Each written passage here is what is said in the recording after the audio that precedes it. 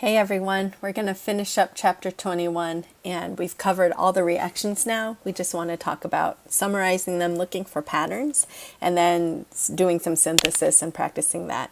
So what I recommend is to just get a blank sheet of paper out right now or your notebook and just write down all the lists and let's look for, what are they called? What are the main points to understand about them? And once you have that collection, start writing your mechanisms out. And that way you'll have them all to study from. Okay, so let's start with the first thing we learned was Keto-Enol Tautomerization. You should know the mechanism and the reaction going forward and back and in acidic conditions versus basic conditions. You have water in there the whole time. You just have either H plus as well or OH minus, and they have slightly different mechanisms, so you should be able to do that. So I would write this reaction out. Choose acid or base, write that mechanism, do the same thing, and write for the other one how that works as well. All right, for alpha halogenation, you should be able to start with a ketone or aldehyde, show how base pulls off the alpha hydrogen, and then you can use something like Br2 or iodine or chlorine, and you can halogenate that alpha position. The problem with the base is you get multiple halogenations, so you'll end up with Br all over all the alpha positions. So it's better to do this under acidic conditions if you're looking for monobromination or monohalogenation. So work out both of these mechanisms though and see how that works and why you would get multiple for this and not only mono for that. Okay, it's very different. For carboxylic acids, if you start with the carboxylic acid, you can also brominate, but you have to go through an acid halide intermediate first. And this is the Vollhardt-Szalinski reaction. So it'd be good for you to review what does PBr3 do, what does Br2 do, and then how do you end up with the carboxylic acid again at the end. So it'd be good for you to write this reaction, then leave space for a mechanism and write out that mechanism. For the haloform reaction, we have basic conditions now. So with base, you would get multiple halogenations, and then you would have the hydrolysis occur and have a bromoform at the end. So there's that reaction. And then aldol condensation starts with the addition. So notice we're using 2 of these if it's not specified. And then you have the condensation with heat to remove this as water. Okay, so there's a minus H2O here. With the next one, you have Claisen condensation. So this is the same thing as aldol, except with an ester. So with the ester, then it adds to another one like itself, unless it's specified that there's a different one. The ester adds to itself, and we get this product. So it's a beta keto ester. Whereas here, for the aldol, we had a beta hydroxy ketone or aldehyde. Okay, so there's differences, and I encourage you to look for those differences like here and here. That's going to look different, but if you know the mechanism, you never have to memorize anything. You can just figure it out. That's really what I prefer for myself anyway, and if for you guys as well. Same thing here, like these are basically the same reaction except we have this versus that. So just be aware of that. Will help you figure out which reaction you're supposed to use because they're so similar. You might think, do I just use these reagents or do I need to use PBr3? So the main difference is what you're starting with. Same thing with alpha alkylation using alkyl halide. You just need to make an enolate, but sometimes it matters whether you make the enolate at the more substituted or less substituted carbons. So that's what LDA versus LAH is for. So make sure you know about the kinetic versus the thermodynamic enolate and when to use each one. We also have the malonic ester synthesis, which is where we use a malonic ester like diethyl malonate here. And you can do get a carboxylic acid as your product. Versus if you want to get a methyl ketone as your product, you would use the ethyl acetoacetate instead of the ester here. Okay, but they're all alpha alkylation reactions, and these are alpha alkylation as well. So it's good to recognize that. And then conjugate addition, we talked about if you have an alpha beta unsaturated, this is like an enone or an enal, okay, so this conjugate system, you have this becoming your nucleophile as an enolate to attack at this position here rather than the carbonyl. So those are all Michael additions. If you have something less soft, like just a regular ketone or aldehyde, you can still have it attack here. The enolate, either here or here, can attack here by making this softer through an enamine. So that's where you'll react this first with a secondary amine. All right, and our last reaction we covered was Robinson annulation. That's where we have some kind of a carbonyl group and it attacks 1,4 to this conjugate system and where it was conjugated, and then once you have that added on, you could do an aldol to close it up into another ring. So that's called Robinson annulation, and it's a Michael addition plus an aldol condensation. So once you have an example of each of those reactions, write out the mechanism, and you will get some points for that, but mainly that's important, not for the points, but to actually catalog everything and have it there, tangible for you to use and put into your syntheses. So let's start with some syntheses. Okay, so let's pick up with synthetic strategies right here. We're at the last part of this chapter, putting it all together. So now that you have your list of reactions that you can draw from, we'll start looking for some patterns. Here we're focusing on difunctionalized products. That means two functional groups. So if you notice that you have two carbonyl groups, for example, but you're starting with one, then you know you're going to do an addition reaction of some kind. So for this one, what you want to focus on is the distance between these two carbonyl groups. You can notice the 1, 2, 3, 4, 5 carbons apart. And so what that tells me is comparing this to this molecule, I see that's where it ended up, right? This and this. So I know that this part got added on. Now if I take a look at what this piece is, I have this, but I need it to add on like glue, where this is probably my enolate and this is my positive charge. So how do I get this to be positive? If you remember from some of the previous videos, I want to make it an electrophile by having a pi bond there. So this tells me it's a kind of Michael addition or conjugate addition, but I'm not starting with a Michael donor. This only has one carbonyl. It's not very soft nucleophile. So I'm going to do the Stork-enamine reaction. So that's sort of how I pieced it together, step by step logically, how I know that this is the piece I need, and then this is needed because this only has one carbonyl, not two. And then the water at the end, really you should do maybe some dilute acid or water workup to get this back into its carbonyl keto form. Okay, so again, what am I looking for here? I'm comparing what I start with to my product. I notice that there's this piece missing. I notice that they're 1,5 apart. That tells me that I probably have an alpha beta unsaturated carbonyl, and it's one of my conjugate additions. The next one is to look at, you've got one of these, but now you have a chain, so obviously you have to use two of these to link them together. And this is going to be where one is the nucleophile, and it's going to act on another one as an electrophile. How do I know that? Well, I can sort of see it now, but another way you could tell is by focusing on the functional groups that you get.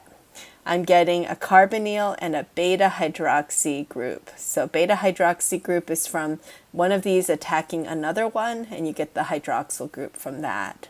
So this is my aldol reaction, and it's where you see a beta hydroxy ketone or aldehyde. So beta hydroxy group. Okay, so that's something you want to look for. Another thing you could take away from this is, what if it was the condensation? What if instead of the beta hydroxy group you got this instead? So definitely you should know, oh well, this could have been from a beta hydroxy, but then it did the condensation with heat. So then you know that it's the same thing here but with heat. So just be aware of those things, and then see how these link together. You could feed that into this reaction here, and you could do a conjugate addition after that. So there's some ideas for how to link these together and do multi-step synthesis. Okay. The next one is basically the same thing, but, and this 2 got cut off. But notice that instead of a beta hydroxy group, we have a beta keto group. So this is beta keto, or 3 away from another carbonyl, 1, 2, 3. Okay, so we're focusing in on the distance. A 1,5 indicates a conjugate addition, a 1,3 indicates either aldol or Claisen condensation.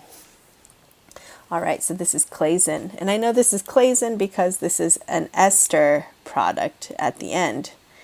Just be aware, though, of the multi-step idea. Is there something I can do with this? Yeah, maybe I can hydrolyze it with some heat. And I would just get, with acid and heat, these will get converted to carboxylic acid, and then this might leave as CO2. So just be aware of the different reactions that can follow so that we could tack them on and build these larger problems. All right? Okay, so let's use that idea, and by indicating where the functional groups end up, we might be able to narrow it down to some of these ideas up here. So for this first one, notice that there's 2 functional groups, and they occur a certain distance from each other, 1, 2, 3, or 1, 2, 3. It doesn't matter. So there's a kind of beta addition, right? So there's a beta hydroxy, or maybe they came from carbonyl groups. So when you want to do this problem, you might think back to, okay, well, maybe I could do some kind of an aldol reaction and then reduce this to an alcohol. So that's what I'm thinking, is it looks most like this reaction, but with some variation. So to know all those variations, well, you can't know all of them, but you probably could just practice as much as you can so that you see and get exposed to a lot of different reactions. For this one, I'm picturing that this came from a carbonyl of some kind. So I'm picturing something like that. And then I picture that this probably got attacked here by another molecule like this. Well, it turns out this is the same molecule, right? So it turns out it is an aldol, where this one became an enolate, and it attacked here, and that became my beta hydroxy group. So if I do that, so notice I'm using mechanism to figure this out. I'm also using a synthon approach where I sort of cut the new bonds. And how did I know to cut here? Was because if you picture a carbonyl here and you picture a carbonyl here, this is your alpha, and this is your beta, or this is your beta here. And you can try cutting between alpha and beta. That's usually where new bonds form, because the alpha was the nucleophile attacking carbon. So try to look for that kind of relationship, and maybe you'll be able to break things down into simple pieces. So for this synthesis, we're going to have propanal react with NaOH to do the initial aldol reaction. The product we get is this beta hydroxy aldehyde. So that was the aldol reaction. And notice the carbonyl group here is going to need to be reduced to an alcohol. So we can use NABH4 or LAH to do the reduction of that carbonyl group. And I don't need to protect the other group, but I may need to use an excess just because the first equivalent might react with the H of the alcohol. So I should write excess NABH4 there. And then you could do that in methanol, or you can do an acid workup step next. So there it is. So for the next one, I just want you to notice the functional groups and go ahead and give those a try and use these up here as a guide for which reactions you might want to look at. And we'll come back and check these together. So for this one, I'm looking at this 1,5 distance between these 2 functional groups. So that's telling me there's some kind of Michael conjugate addition going on here.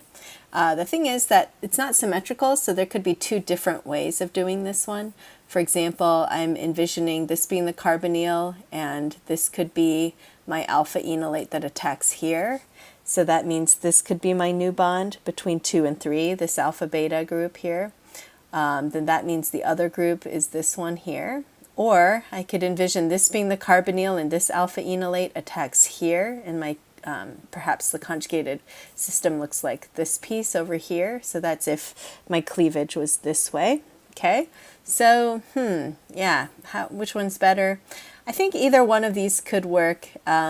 This might be a better enolate than this one simply because of the additional alkyl group.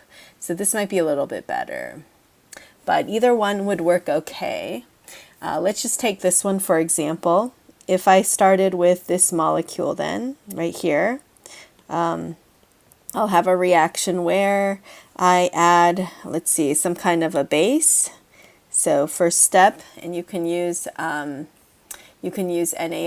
for this. So NaOH, you make your enolate, and then step 2, you add your unsaturation group here. So your alpha beta unsaturated carbonyl. Then this attacks there. We get the enolate, and then that tautomerizes back to the keto form. What we'll get after this step will look like this. So both of these will be carbonyl groups at the end. So probably what we need to do is reduce them both down using LAH excess or NABH4 excess. Either one's fine. I like NABH4 on carbonyl, like aldehydes and ketones myself, just because I don't think it's necessary to have really harsh LAH around. And then fourth step could be just acid workup to make sure the alcohols are protonated and neutral. So just dilute acid or water is fine. Okay. Yeah, so then now on the next one, these are 1, 2, 3, so 1, 3 away. So this is going to be either Claisen or Aldol reactions. And so I'm going to end up probably before this step was maybe what had happened was that these were carbonyl groups. So I'm sort of picturing that. And maybe before that I had some kind of reaction like that. How do I know that? This is alpha, and so this is beta. So this is a beta keto group. A beta keto group probably came from this Claisen reaction. So I'm going to picture starting with my aldehyde, the one that has an enolate. See, that's my nucleophile is right here at this carbon. So I need that to react with my base in the first step. So my first step is going to be, let's see, NaOH, or it can be any kind of base like ethoxide, methoxide, LDA even. My second part is going to be I need to add this group here. Now this could go two ways. I could either add an ester, and then it'll do sort of this, it'll turn into the enolate attack here and then kick out that group, and that's how we can get a beta keto group. Or I could do another one of these and do an aldol, so I don't really have to say that because it's what I started with. So if I go with the aldol route, I'll just already get this, but it will need to be oxidized because it'll be, an aldol will give me a beta hydroxy group. See, if I do this, then I need to oxidize it. So my second step will be, what do I need to oxidize this? Well, I need to be careful because this is an aldehyde. So if I oxidize this, this could go to a carboxylic acid unless I protect it. But really, I just want to make this into a ketone, and PCC will be fine. PCC is not strong enough to oxidize my aldehyde to carboxylic acid. So maybe I'll just do that, and then I'll get my product that way. Otherwise, you could do a Claisen type reaction and have this attack here, and then get my product that way. Okay, so there's multiple options for these, and notice we're using things from previous chapters, NABH4 and PCC, Jones reagent, so just keep practicing on those. All right, for the next problem, we're going to work on using this Gilman reagent. Some of you may or may not be familiar with Gilman. Gilman is an lithium cuprate. What that means is it's got these, it's sort of like a Grignard reaction in a sense. It's got two R groups and this copper lithium part in the center. And the way that this works is this part is partial positive and this part is partial negative. So you get one nucleophile equivalent right here. The other R is not negatively charged. It's just sort of bonded with the rest of this. And that is eventually wasted. But in terms of the R group being nucleophilic, it's very similar to the Grignard reaction in that this is like the part that we don't want and this is the nucleophile that we do want. So when I see this, I basically think of this R group as my nucleophile. So I'm going to put a little partial negative here. But it's only one of the ethyl groups. And it's considered a soft nucleophile, whereas the Grignard reagent or even organolithium by itself, this is considered hard nucleophiles. They're often not going to attack at the conjugate center. They're going to, at the 1,4 addition, they're going to add 1,2. These guys are going to want to attack the carbonyl carbon. This one will be like a Michael donor. It will attack the 1,4 position. Okay? All right, so given that, can we work out the mechanism of what's going on here? So, like I said, this is our nucleophile. So an ethyl group is going to attack 1,4 because it's softer than a Grignard. And then when it does that, we're going to end up with something like this. Okay, and now we're halfway there. We've got our ethyl group on here. So there was sort of a cleavage here. It's ethanol. And now we need a way to add this methyl group. So notice what's going to happen here is I'm going to have this come down, and then this can attack alkyl halide and just do an SN2 type reaction. And that's how I end up with my methyl group in the alpha position. Okay, and that's how I get my carbonyl back as well. So that's the intermediate right here, is this ethyl group added on the beta position, and I have this enolate ion that attacks methyl. Okay, so working backwards then, you're going to have an R group in the beta position, an R group in the alpha position, and you're going to use this organolithium cuprate as your reactant. So let's do one of these together. For this one, notice we're starting with the alpha beta unsaturated. That tells me it's probably going to be some kind of Michael addition. I've got two different R groups here. So first, I want to figure out what do I need to add this group on at this beta position. So that's where I need my Gilman reagent. Okay, so that's that. So remember, there's two R groups, but only one of them attacks. So this one goes here, and then I make my enolate, and it's going to attack at the alpha carbon. I need this group.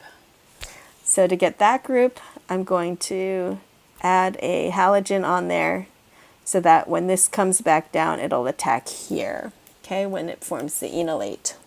All right, and that's it. Okay, so that's my really simple Michael reaction followed by just a SN2 reaction to get alpha alkylation as well. All right, so that's how I can get difunctionality. That means I can get, well, actually these are just R groups, so, but you can get two R groups at least. So that's a nice trick for that. Okay, so in all of these, let's identify what are the two R groups you need, and then some of them have things from before that you might need to remember how to do. So you might need to bring in some reactions from chapter 19 and 20. So get your reaction maps out from those if you need. All right, come back in a few minutes. Okay, so for part B, notice our two alkyl groups are going to be here. There's one right here. And then there's also one right here. And this part is my original aldehyde, but now it's an alcohol. So we may need to tack on an extra step for that part.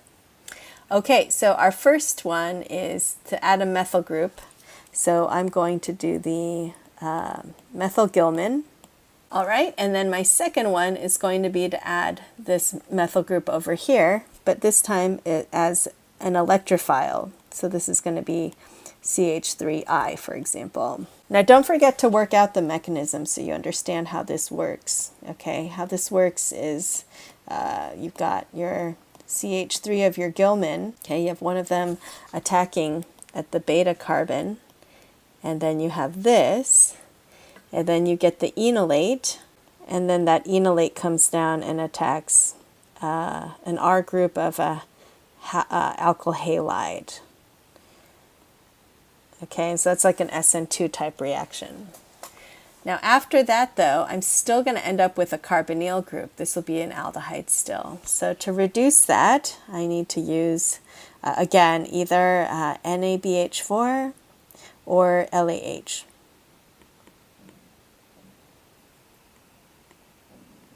And then I like to just add an acid workup step, although your book has this done in methanol. Okay, for the next one, I'm looking at a couple of things here. So first, I have an R group added on here at the beta position, alpha, beta here. Then I have an alpha position one here. And then I have this aldehyde that has converted to an alkyl halide, acyl halide. So, oh, wow, that's a lot of stuff, right?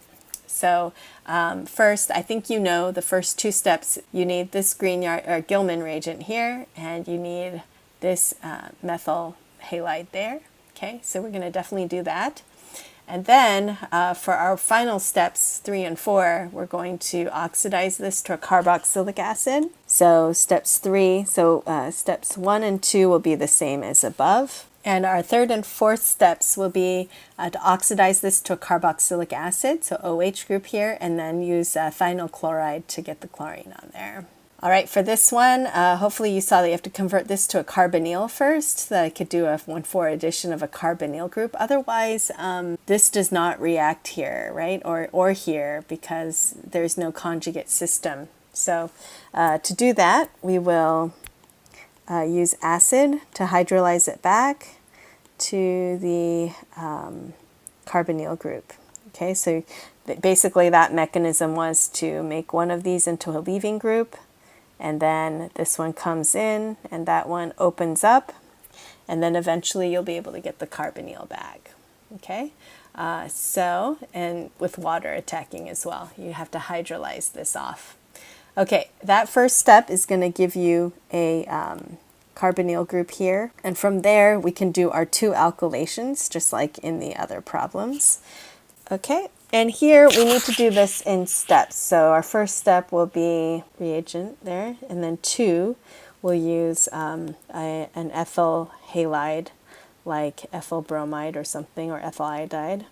And then the third one, well, at this stage, what do we get? We'll get this with our ethyl group and our ethyl group like that. And then all we need to do to get it back to here is to make that back into the acetal. So that's where we need, and hopefully you guys remember, you need ethylene glycol and some catalytic acid. And our last one is, or we have 2 more. This one is a conjugate addition after we oxidize this. So our first step will be to oxidize this to my aldehyde, so PCC. I don't want to make a carboxylic acid because that H on the carboxylic acid will be acidic, so I don't want my Michael reaction to go wrong with that. Once I have PCC, this will become an aldehyde like this, okay? And then I need this group added onto it, right? Or no, let's see, I need this group added onto it. So how do I know that? Is I'm sort of outlining this part is really this part. So this imine is going to be my C double bond O. I have an alpha, beta, gamma. So that's my carbon skeleton here. So this is my first addition, this is my second addition, and then I got to convert it to an imine. And this last one, finally, same idea here. I'm going to use PCC, and then here's my conjugate addition. I need to add a methyl group here, and I need to add a methyl group here. All right, so after this part, we get this aldehyde back, but we're trying to reduce that down to a methyl group, so we want to get rid of the C double bond O completely. So we want to replace it. So what we do is we could either do one of these two reductions from earlier in chapter 19 with the aldehydes and ketones. You could either do Clemmensen reduction under acidic conditions, or you could do this Wolff-Kishner reduction under base, and that just gets rid of the double bond O. All right, so now we're just going to do a bunch of practice problems just so you get used to this chapter. And here's a little outline of some of the ideas. This is from an earlier edition where this was actually chapter 22, but for you guys it's 21. But do read it and see if it helps you. And then I recommend these problems from the book just for practice, and I have the answers right here. So that's pretty much the end of chapter 21. I'm going to stick around and I'm going to help you through these if you want, but you can just do them for homework this time. So just work them out on your own when you have a chance.